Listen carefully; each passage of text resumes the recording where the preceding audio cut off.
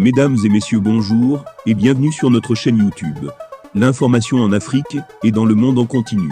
Ici, nous n'avons qu'un seul objectif, c'est de vous informer autant que possible sur l'actualité, la politique, l'économie et bien d'autres. Alors si vous êtes nouveau, abonnez-vous et activez aussi la cloche de notification pour ne rien manquer des informations à venir.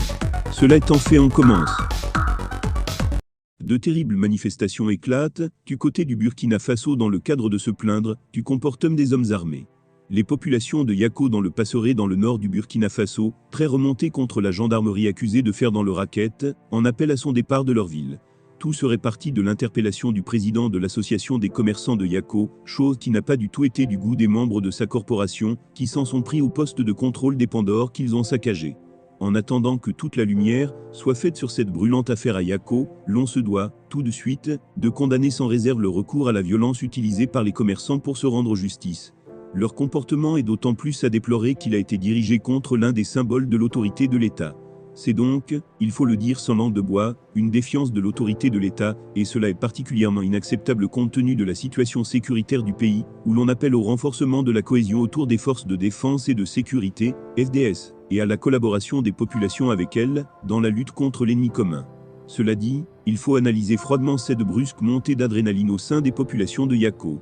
Les populations ont-elles le sentiment qu'elles ne sont plus protégées par les FDS au moment où des parties entières du territoire national réclament leur présence pour desserrer l'étau des groupes armés, ou tout simplement, ces FDS empêchent-elles les manifestants de se livrer à leur sport favori, qu'est la fraude qu'on connaît comme étant la marque déposée de bien des commerçants au Burkina Faso?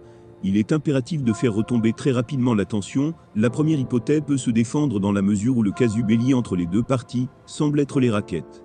Ce n'est, en effet, un secret pour personne que les accusations de racket collent à la peau de beaucoup de nos FDS, comme en témoignent les classements successifs du Réseau national de lutte contre la corruption, RANLAC.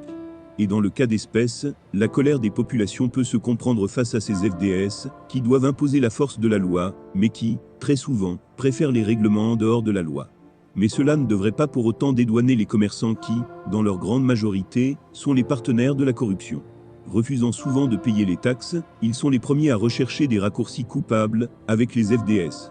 C'est en raison de cette responsabilité partagée que les manifestants doivent savoir raison garder. L'on peut d'ailleurs se demander, au regard de la revendication maximaliste des manifestants, qu'est le départ des FDS de Yako, s'il n'y a pas d'autres intérêts qui coulent sous le feu.